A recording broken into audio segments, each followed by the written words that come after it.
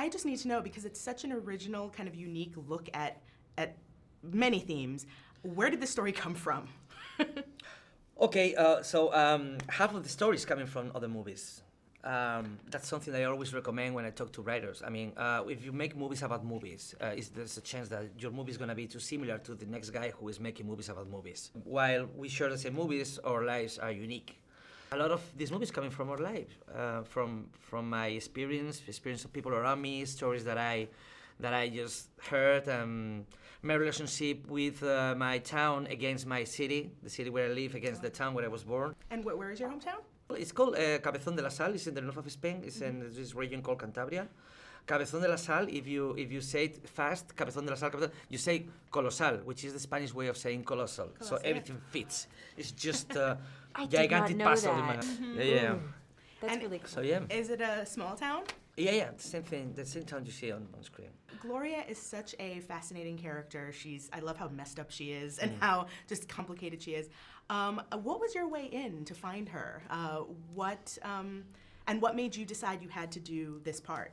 I don't know, the way that I didn't have to work too hard to get into her. The writing was so good, and she just felt like, me if a couple things hadn't gone the way that I thought they were gonna go, or the way they went.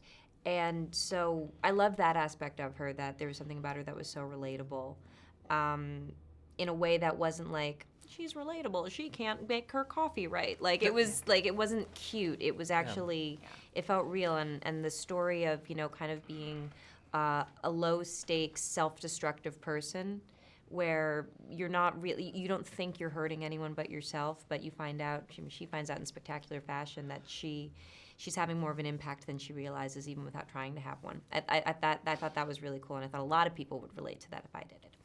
And then, and why did and how did I find it? Well, I had read a lot of movies lately where the girl's biggest problem was she couldn't make the coffee right.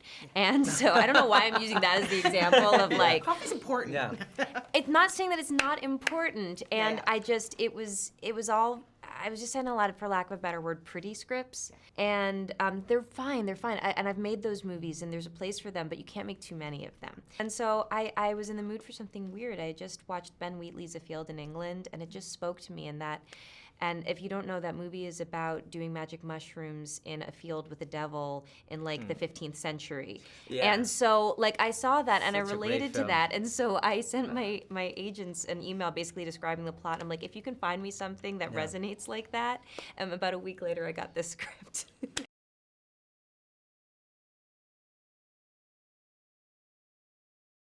Mary Stu or Mary Sue? Mary Sue. Okay. Mary Sue. Yeah, it's a nerd term. It means like a female character that is kind of the stand-in for the writer. Yeah. It's kind of an ironic name for a feminist pop culture website. That. Yeah. Why have I? Oh my gosh!